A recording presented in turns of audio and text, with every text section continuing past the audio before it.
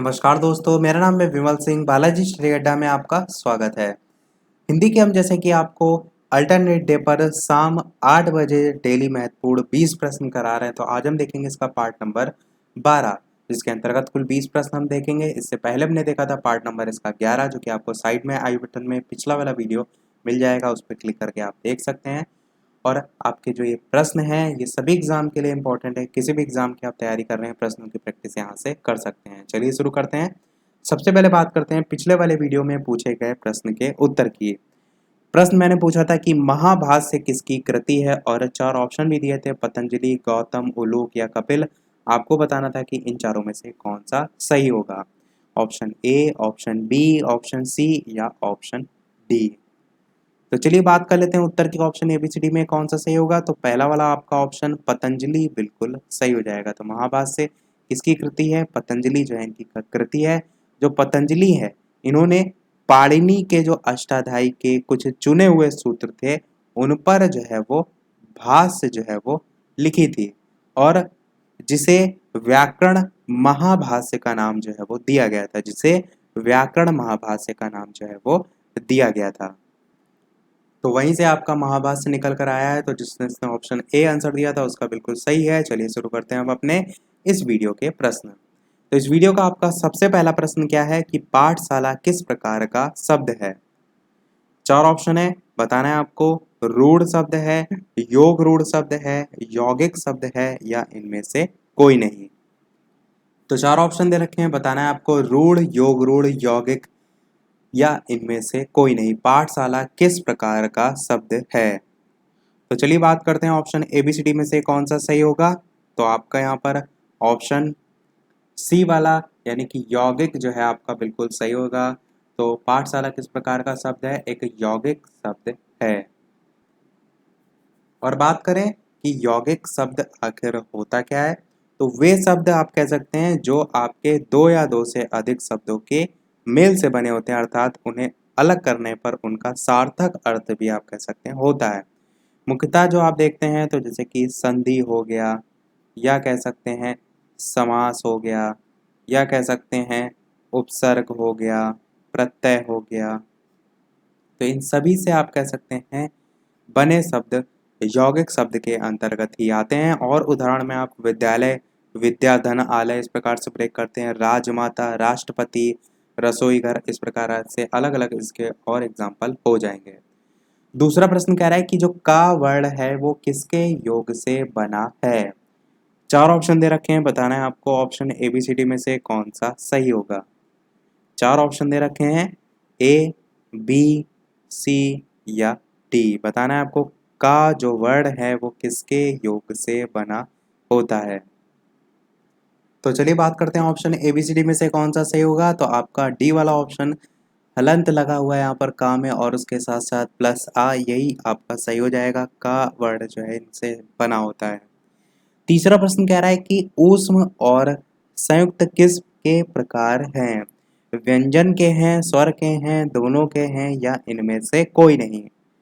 Option A B C D 4 दे रखे हैं, बताना है आपको इनमें से कौन सा सही होगा। तो option A, option B, option C या ऑप्शन डी में से बात करते हैं उत्तर की। तो पहला वाला ऑप्शन बिल्कुल सही हो जाएगा। ये जो है वो व्यंजन के प्रकार के अंतर्गत आते हैं।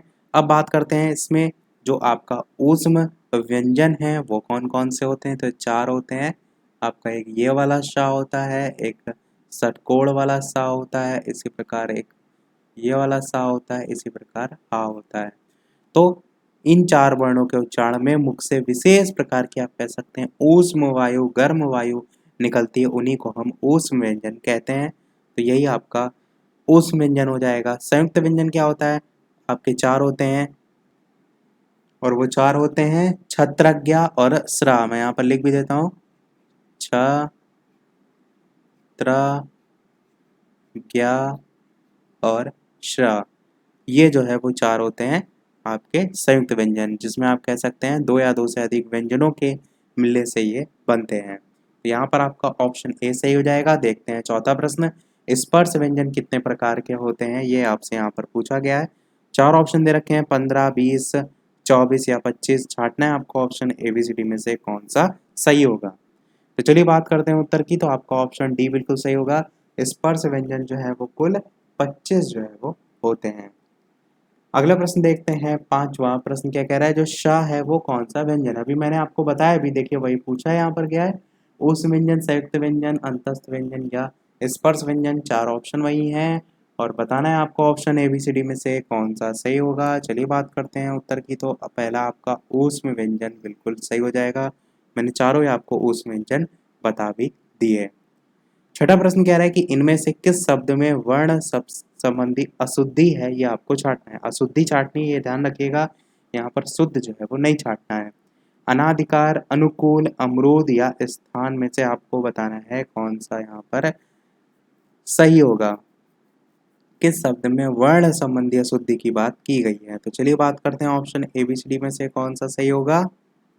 तो आपका ऑप्शन बी यानी कि अनुकूल जो है वो सही हो जाएगा, जिसमें आप कह सकते हैं वर्ण संबंधी अशुद्धि है।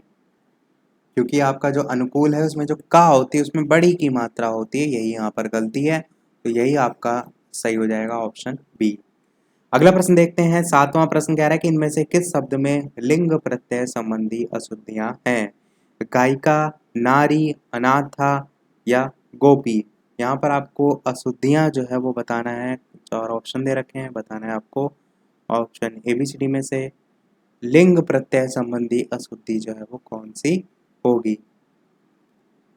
तो option A, option B, option C या ऑप्शन डी में से कौन सा सही होगा। चलिए बात करते हैं उत्तर की, तो बी वाला आपका बिल्कुल यहाँ पर गलत होगा। नारी इस प्रकार से नहीं, राम में बड़ी की मात्रा लगती है, इस प्रकार से सही लिखा जाता है, जो कि आपका लिंग प्रत्यय संबंधी अशुद्धि है। बाकी आपका गायिका, अनाथ का अनाथा, गोपी, ये सभी सही हैं। देखते हैं अपना अगला प्रश्न, आठवां प्रश्न कह रहा है कि इनमें से किस शब्द में हलंत संबंधी अशुद्धियां नहीं है, आपको बताना है। भविष्यत, श्रीमान, सतचित या बुद्धिमान। चार ऑप्शन दे रखे हैं, बताना है आपको कि इनमें हलंत संबंधी जो अशुद्धियां हैं वो इनमें से किसमें जो है वो नहीं है। इसके अलावा वीडियो पसंद आए तो वीडियो को लाइक भी अवश्य कर दीजिएगा, ताकि इसी प्रकार अच्छे अच्छे प्रश्न में आपको प्रैक्टिस कराता रहूं। तो चलिए बात करते हैं अब उत्तर की, कौन सा सही होगा। तो आपका यहाँ पर लास्ट वाला यानी कि डी वाला ऑप्शन बिल्कुल सही होगा। बुद्धिमान आपका यहाँ पर हलन संबंधी अशुद्धियां हैं। तो यही वाला आपका ऑप्शन डी वाला यहाँ पर जो है वो अशुद्धि में आ जाएगा, बाकी आपके सही हैं। देखते हैं अपना अगला प्रश्न, नवा प्रश्न क्या कह रहा है कि इनमें से किस शब्द में चंद्र बिंदु संबंधी अशुद्धियां हैं। अंगना, पहुंच, दांत या चांद। इस प्रकार से चार ऑप्शन दे रखे हैं, बताना है आपको option A B C D में से किस शब्द में चंद्र बिंदु संबंधी अशुद्धियां हैं, आपको बताना है। तो option A, option B, option C या ऑप्शन डी में से कौन सा सही होगा। बात करते हैं उत्तर की, तो आपका बी वाला यानी कि जो पहुंच लिखा है इसमें आप कह सकते हैं चंद्र बिंदु संबंधी अशुद्धियां या अशुद्धि जो है वो है। और बात करें यहाँ पर गलती क्या है, तो आपका ये केवल बिंदी लगी हुई है, इस प्रकार से चंद्र बिंदी भी साथ में लगती है, तब आपका पहुंच जो है वो सही है। तो ये आपका शुद्ध वर्तनी में भी पूछा जाता है, तो ये अवश्य ध्यान रखिएगा। इसी प्रकार ढूंढना में बहुत लोग केवल बिंदी लगाते हैं, मैं यहाँ पर लिख भी देता हूँ, जैसे कि आपका होता है ढूंढना। तो इसमें क्या करते हैं, कुछ लोग केवल बिंदी लगाते हैं, पर एक्चुअल में जो सही शुद्ध वर्तनी होता है उसमें आपका जो ढूंढना है वो इस प्रकार से थोड़ा सा बैक लगा देते हैं, इस प्रकार से चंद्र बिंदी के साथ लगता है। इसी प्रकार दांत में भी आपका कुछ लोग केवल इस प्रकार से लिखते हैं, जबकि एक्चुअल में आपका ये जो है वो सही होता है। तो चलिए देखते हैं अपना अगला प्रश्न जो है वो 10वां प्रश्न क्या कह रहा है कि इनमें से योजक चिन्ह कौन सा है, वो आपको छांटना है। चार प्रकार के यहाँ पर चिन्ह दे रखे हैं, बताना है आपको योजक चिन्ह कौन सा है। तो option A, option B, option C या ऑप्शन डी में से कौन सा सही होगा। चलिए बात करते हैं उत्तर की, तो आपका बी वाला आपका ऑप्शन सही हो जाएगा। योजक चिन्ह में आप इस प्रकार से डैश टाइप का जो होता है वो देखते हैं, बस थोड़ा सा छोटा डैश होता है, इस चीज़ का ध्यान रखिएगा, यही डिफरेंस होता है। यहाँ पर तो मैंने आपको दिखाने के लिए जो है वो बना दिया है। नेक्स्ट प्रश्न देखते हैं, 11वां प्रश्न क्या कह रहा है कि इनमें से कौन सी जातिवाचक संज्ञा से भाववाचक संज्ञा बनाया गया है। बुढ़ापा, अपनापन, सजावट या कठोरता। इस प्रकार से चार ऑप्शन दे रखे हैं, बताना है आपको ऑप्शन ABCD में से कौन सा सही होगा। बताना है आपको इनमें से कौन सी जातिवाचक संज्ञा से भाववाचक संज्ञा जो है वो बनाया गया है। तो चलिए बात करते हैं चारों ऑप्शन में से कौन सा सही होगा। तो आपका ए वाला ऑप्शन यानी कि बुढ़ापा बिल्कुल सही हो जाएगा। जातिवाचक संज्ञा क्या होता है आप सभी जानते हैं। जो शब्द आप कह सकते हैं किसी व्यक्ति वस्तु या स्थान की संपूर्ण जाति का बोध कराते हैं उन्हें हम रखते हैं जातिवाचक संज्ञा में। जैसे कि आपका मोबाइल, टीवी, कंप्यूटर हो गया, पुस्तक हो गया, कार हो गया, ट्रक हो गया। स्थान के संबंध में आप कह सकते हैं गांव हो गया, स्कूल हो गया। तो ये सभी आपके जातिवाचक संज्ञा में आते हैं। और बात करें आपका जो भाववाचक संज्ञा है उसके बारे में, तो भाववाचक संज्ञा में आप कह सकते हैं जो शब्द किसी चीज या पदार्थ की अवस्था, दशा या भाव का बोध कराते हैं उन्हें हम भाववाचक संज्ञा कहते हैं। जैसे कि बचपन हो गया, बुढ़ापा हो गया, मोटापा हो गया, मिठास है, चतुराई है, जवानी, लंबाई, बहुत से ऐसे एग्जाम्पल होते हैं। तो ये ध्यान सभी रखिएगा। देखते हैं अपना अगला प्रश्न जो है वो 12वां प्रश्न क्या कह रहा है कि इनमें से कौन सा शब्द जो है वो समूहवाचक संज्ञा है। चार ऑप्शन दे रखे हैं, बताना है आपको ऑप्शन ABCD में से कौन सा सही होगा। और बाकी आपको समूहवाचक शब्द में जो समूह वर्ड लिखा है उसी से समझ में आ रहा होगा कि यहाँ पर जो समूहवाचक या समूह को परिभाषित करने के लिए जो आप संज्ञा जो है उसके अंतर्गत रखते हैं, या कह सकते हैं कि समूहवाचक संज्ञा का जो इस्तेमाल है वो वस्तुओं के समूहों को परिभाषित करने के लिए जो है वो किया जाता है, जिसमें व्यक्ति हो गया, पशु हो गया, निर्जीव वस्तुएं हो गई, ये सभी जो है वो अलग अलग आती हैं। तो चलिए बात करते हैं ऑप्शन ABCD में से कौन सा सही होगा। तो आपका ऑप्शन ए सभा जो है वो बिल्कुल सही हो जाएगा, जो कि आपका समूहवाचक संज्ञा है। 13 प्रश्न देखते हैं। प्रश्न कह रहा है कि इनमें से कौन सा शब्द जो है वो पुल्लिंग है। गिलास, अदालत, दोनों या इनमें से कोई नहीं। चार ऑप्शन दे रखे हैं, बताना है आपको कौन सा सही होगा। कौन सा शब्द है पुल्लिंग वो आपको छांटना है। अच्छा प्रश्न दे रखा है वैसे, क्योंकि इसके ऑप्शन जो है वो अच्छे हैं। तो चलिए बात करते हैं ऑप्शन ABCD में से कौन सा सही होगा। तो आपका पहला ऑप्शन यहाँ पर गिलास जो है वो बिल्कुल सही हो जाएगा। तो गिलास जो है वो आपका पुल्लिंग शब्द है। वैसे इस प्रकार के आपको जो शब्द है कभी भी छांटना हो तो सबसे बेस्ट तरीका क्या होता है, उससे आप एक सेंटेंस बना लीजिए। जैसे कि ग्लास से आप क्या सेंटेंस बना सकते हैं कि ग्लास से जो है वो पानी पिया जाता है। अब आप ये सोचिए कि जो पिया जाता है यहाँ पर आ रहा है वो पुल्लिंग है कि स्त्रीलिंग। तो आपको क्लियर समझ में आ रहा है, पिया जाता है तो पुल्लिंग है। यदि यही होता ग्लास से पानी पिया जाता की जगह पी जाती है होता, तब आपका स्त्रीलिंग होता। तो इस आधार पर यानी कि सेंटेंस बनाकर भी आप इसे छाट सकते हैं। तो आपका ऑप्शन ए सही हो जाएगा। देखते हैं अपना अगला प्रश्न 14। प्रश्न कह रहा है कि निम्नलिखित में से किस वाक्य में अकर्मक क्रिया है। रामपत्र लिखता है मैं बालक को जगवाता हूँ, गेहूं पिस रहा है, या मदन गोपाल को हंसा रहा है। चार ऑप्शन दे रखे हैं, बताना है किस वाक्य में अकर्मक क्रिया है। Option A, option B, option C या ऑप्शन डी। तो सबसे पहले तो समझिए कि अकर्मक क्रिया क्या होता है। एक लाइन में आपको समझ में आना चाहिए कि जिस क्रिया का फल कर्ता पर ही पड़ता है वो क्रिया आपका अकर्मक क्रिया के अंतर्गत आती है। इस क्रिया में कह सकते हैं जो कर्म होता है उसका अभाव आपको देखने को मिलता है। कर्म जो है इसका अभाव होता है। एग्जाम्पल जैसे कि श्याम पढ़ता है तो इसमें आपका कर्म नहीं है, तो यही आपका जो है वो हो जाएगा अकर्मक क्रिया का उदाहरण। अब आपको इनमें से छांटना है कौन सा जो है वो सही होगा। तो ऑप्शन ABCD में से कौन सा सही होगा। बात करते हैं उत्तर की, तो गेहूं पिस रहा है आपका बिल्कुल सही हो जाएगा, जो आपका अकर्मक क्रिया जो है इसका उदाहरण है। 15 प्रश्न कह रहा है कि निम्नलिखित मिश्र वाक्यों में से कौन सा विशेषण उपवाक्य है। चार ऑप्शन दे रखे हैं, बताना है आपको ऑप्शन ABCD में से कौन सा सही होगा। तो मैं डायरेक्ट उत्तर की बात करूंगा, इसलिए थोड़ा सा मैं समय दे रहा हूँ, लगभग 5 से 10 सेकंड का, ताकि आप सोच सकें प्रश्न के बारे में। तो option A, option B, option C या ऑप्शन डी में से बात करते हैं उत्तर की। तो आपका लास्ट वाला ऑप्शन यानी कि डी, लखनऊ जो कि उत्तर प्रदेश की राजधानी है वो एक ऐतिहासिक नगर है, यही बिल्कुल सही हो जाएगा।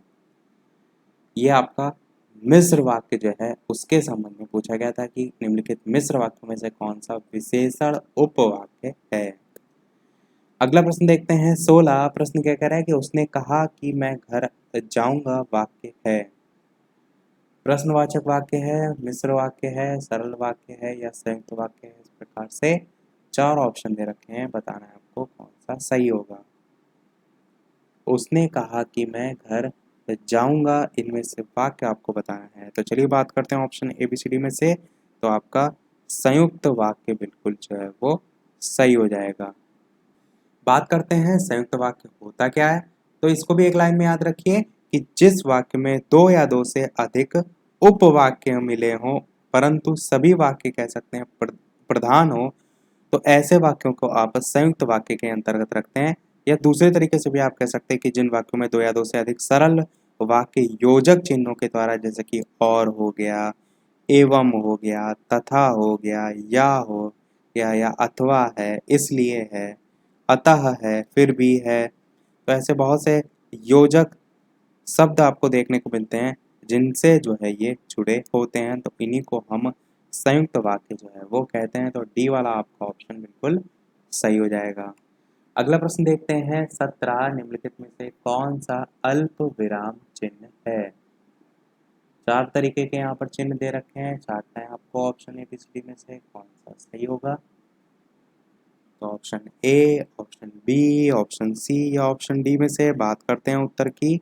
तो आपका यहाँ पर जो ए वाला ऑप्शन है कॉमा वाला, ये आपका बिल्कुल सही हो जाएगा, जो कि आपका अल्प विराम जो है इसका चिन्ह होता है। अगला प्रश्न देखते हैं 18। प्रश्न क्या कह रहा है, निम्नलिखित में से कौन सा अर्ध विराम चिन्ह है। तो देखिए यहाँ पर लगातार प्रश्न पूछे जा रहे हैं आपके विराम चिन्हों से, तो जल्दी से छाटिए इनमें से कौन सा सही होगा। इससे पहले जो प्रश्न आया था मैं इसको एक बार फिर से दिखा देता हूँ। यहाँ पर जो पूछा गया था वो अल्प विराम पूछा गया था, और यहाँ पर जो पूछा गया है वो आपका अर्ध विराम पूछा गया है। ये दोनों में डिफरेंस है। चलिए बात करते हैं ऑप्शन ABCD में से कौन सा आपका अर्ध विराम का चिन्ह है। तो आपका यहाँ पर ये डी वाला ऑप्शन बिल्कुल सही होगा। ये आपका अर्ध विराम जो है उसका चिन्ह है। अब देखिए प्रश्न यहाँ पर ये भी एक बार पूछ लिया जा चुका है कॉम्पिटेटिव लेवल में कि जो विराम चिन्ह है उनकी संख्या कितनी है। तो कामता प्रसाद जो है वो ज़्यादा फेमस है इस क्षेत्र में, तो उनके अनुसार 20 जो है वो संख्या बताई गई है विराम चिन्हों की। अब मैं कुछ विराम चिन्ह आपको बता देता हूँ कौन कौन से। जैसे कि ये वाला आपका जो है ये आपका पूर्ण विराम है, जिस प्रकार से आप केवल डंडा खींचते हैं। अर्ध विराम आपको मैं पहले ही दिखा चुका हूँ कि इस प्रकार से डॉट लगाते हैं, नीचे कॉमा लगाते हैं। अल्प विराम जो है उसमें केवल और केवल कॉमा लगाते हैं, जो कि मैंने इससे पहले वाले प्रश्न में आपको कराया। और जो आपका पहले वाला ऑप्शन में एक बिंदी लगी हुई है, परंतु आप इस प्रकार से इसे विसर्ग बनाते हैं, ये आपका होता है अपूर्ण विराम का, जिसको हम उप विराम के नाम से भी जो है वो जानते हैं। बाकी जो आपका निर्देशक चिन्ह है या संयोजक चिन्ह या जो सामासिक चिन्ह है, तो वो इस प्रकार से आपका डैश जो है वो होता है, इसको हम डैश कहते हैं। कोष्ठक की बात करें तो 3 टाइप के होते हैं। एक तो आपके इस प्रकार से निर्मल नॉर्मल टाइप के होते हैं, एक ये होते हैं, और एक आपके कुछ इस प्रकार से जो है वो होते हैं। तो छोटे बड़े के हिसाब से इन्हें यहाँ पर डिवाइड किया गया है, जिसमें आपका जो सबसे पहला वाला है ये सबसे छोटा है, इसको हम लघु कोष्ठक कहते हैं। और जो साइड में है ये आपका मझला कोष्ठक है, और जो बीच में है ये आपका सबसे बड़ा यानी कि दीर्घ कोष्ठक है। तो इस प्रकार से डिवाइड जो है वो इन्हें किया गया है। इसके अलावा एक आपका लाघव चिन्ह होता है, वो बहुत पूछा जाता है, वो भी मैं आपको बता देता हूँ। लाघव चिन्ह में आप देखते हैं इस प्रकार से छोटा सा गोला बनाते हैं। जब पंडित लिखते हैं तो पूरा पंडित ना लिखकर इस प्रकार से गोला बना देते हैं, तो ये आपका जो है वो ये चिन्ह होता है किसका, लाघव चिन्ह का। जैसे कि प्रोफेसर लिखते हैं आप तो केवल प्रो लिखते हैं और इस प्रकार से गोला बना देते हैं, तो ये आपका हो जाता है लाघव चिन्ह। इस प्रकार डॉक्टर में भी आप देखते हैं डा और गोला बना देते हैं। तो ये सभी आपको पता होना चाहिए। हंस पद भी आपको मुझे याद है, वो भी बता देता हूँ। इस प्रकार से होता है जिसमें आप कोई चीज़ लिख रहे हैं छूट गई है तो इस प्रकार से एरो बनाकर ऊपर लिख देते हैं, तो वो आपका हंस पद होता है। तो चलिए अब बात करते हैं अगले और इस वीडियो के लास्ट प्रश्न की, और एक प्रश्न लास्ट में हम आपसे भी पूछेंगे। इसके अलावा वीडियो आपको थोड़ा भी पसंद आया हो, थोड़ा भी इंफॉर्मेटिव लगा हो, इतनी सारी मेहनत करते हैं आपके लिए, तो एक लाइक तो आपका बनता ही है। वीडियो को लाइक अवश्य कर दीजिएगा ताकि मुझे भी मोटिवेशन मिलता रहे आपके एक लाइक से। चैनल पर नए हो तो सब्सक्राइब अवश्य कीजिएगा और टेलीग्राम चैनल से नहीं जुड़े हैं तो डिस्क्रिप्शन में आपको टेलीग्राम की लिंक मिल जाएगी। बालाजी श्री अड्डा टेलीग्राम पर सर्च करके भी आप जुड़ सकते हैं। देखते हैं प्रश्न 19। अरे उसने तो कमाल कर दिया वाक्य जो है आपको छांटना है। प्रश्नवाचक वाक्य है, विस्मय बोधक वाक्य है, इच्छावाचक वाक्य है या निषेधवाचक वाक्य है। तो 4 ऑप्शन दे रखे हैं, बताना है आपको ऑप्शन ABCD में से कौन सा सही होगा। तो चलिए बात करते हैं अब उत्तर की। तो आप सभी जानते हैं ये जो है वो विस्मय बोधक चिन्ह है, क्योंकि यहाँ पर विस्मयादि बोधक वाला जो चिन्ह है वो लगा हुआ है, तो उससे भी आप इसे पहचान सकते हैं। तो इसी के साथ समाप्त हुए सारे प्रश्न। देखते हैं वो प्रश्न, जैसे कि सभी वीडियो में हम आपसे एक न एक प्रश्न पूछते हैं। इस वीडियो का आपके लिए प्रश्न ये है कि दलपति विजय की प्रमुख रचना इनमें से कौन सी है। 4 ऑप्शन है, जिसमें पहला ऑप्शन है परमाल रासो, दूसरा ऑप्शन है बीसल देव रासो, तीसरा है पृथ्वीराज रासो और चौथा है निषेध वाचक। तो इस प्रकार से 4 ऑप्शन दे रखे हैं, चौथा थोड़ा सा ऑप्शन एकदम पलट दिया है। आपको बताना है ऑप्शन ABCD में से दलपति विजय की प्रमुख रचना इनमें से कौन सी जो है वो है। आंसर हम इसका देखेंगे नेक्स्ट पार्ट में। तो इसी के साथ पार्ट हमारा आज का समाप्त होता है। शाम 8 बजे की लाइव टाइमिंग है, तो लाइव आकर भी आप ये वीडियो देख सकते हैं। तो इसी के साथ पार्ट हमारा समाप्त होता है। इस वीडियो में इतना ही। वीडियो पसंद आया और लाइक अवश्य कीजिएगा, नए हैं चैनल पर सब्सक्राइब जरूर कीजिएगा। चलिए मिलते हैं अगले वीडियो में नए टॉपिक के साथ। तब तक नमस्कार, थैंक यू फॉर वॉचिंग।